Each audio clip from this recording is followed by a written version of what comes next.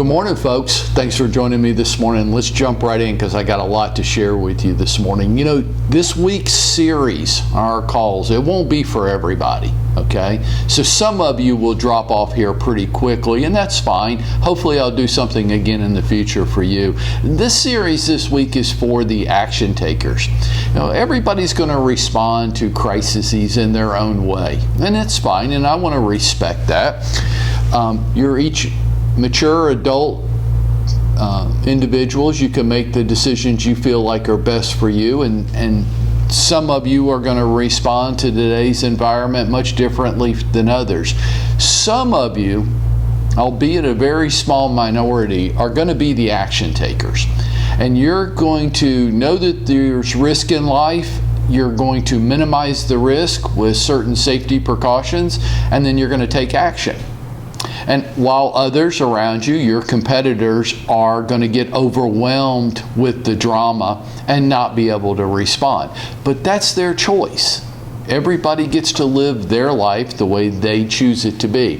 What I'm here to do this week is help those of you that want to rule the recovery, that want to be action takers, that face the same crises and dilemmas, apathy and lethargy, and we've gotten out of our routines and our rituals. We all face the same thing. That's not really the point. The point is how we respond to that. So for those of you that want to be action takers, I'm going to go back over my 12-step plan to rule the recovery within a 40-hour work week. Now, if you want your work ethic requires more than 40 hours, awesome. Then you'll do even better. For those of you that want to try to cram your real estate business in around your personal life, you're going to really struggle with this. But let's get going. You know, the first step in our 12-step plan to rule the recovery is that we are going to have to, whether we like it or not, we're going to have to create and commit to a weekly schedule. Now look, here's why. Because you can't find me a professional that you deal with in your life that doesn't have a schedule.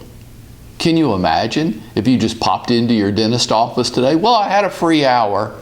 Thought I'd stop by for an exam and cleaning. I can't get my hair cut that way, right? What professional do you deal with that you just show up whenever you feel like it?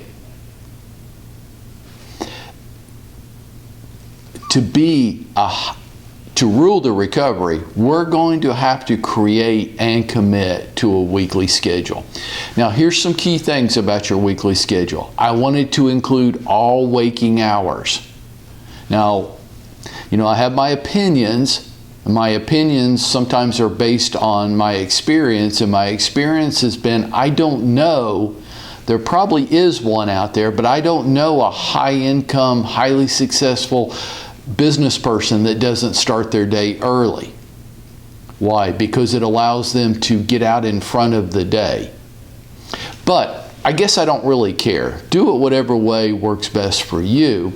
But I want you to have a written weekly schedule where you treat all of your activities, the other 11 points in our plan, as appointments. Okay, so for example, if you tell me that you want to make a video today that you're going to email out to everybody in your database and post on your social media sites, I say that's awesome. What day and what time are you going to make that video? And the answer I most likely hear is, oh, you know, I will this week, some point this week. I'm like, no. What day and what time? Treat that activity as an appointment. Treat all activities as appointments. Have them specifically written into your daily schedule. Using that analogy, what kind of video? What's the topic? And that's line itemed in your weekly schedule. I want you to spend 1 hour this week creating and committing to the schedule. Okay? There's 1 hour down out of 40. Number 2, I want us to shift our messaging.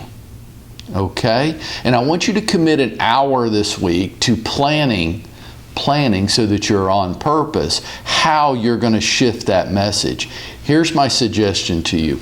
Up until now, the messaging from most real estate agents has been, look how great I am. Okay, so look how great I am. Look at my new listing. Look how great I am. Look at my customer standing inside of some goopy picture frame at closing. How great I am.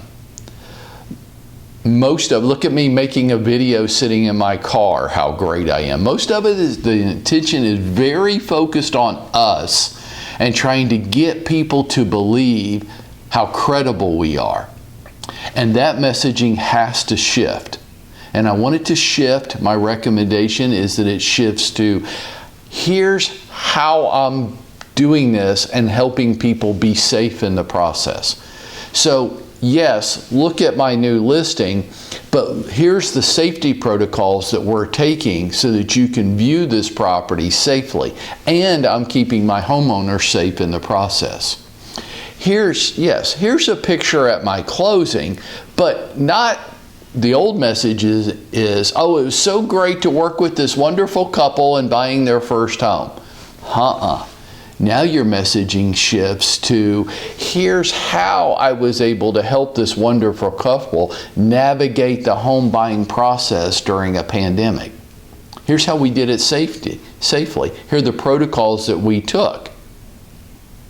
This is what your customers want to hear now. They don't want to hear how great you are. And some of you have been putting a ton of messaging out there, and you're a little confused of why you're not getting results, though you are taking action.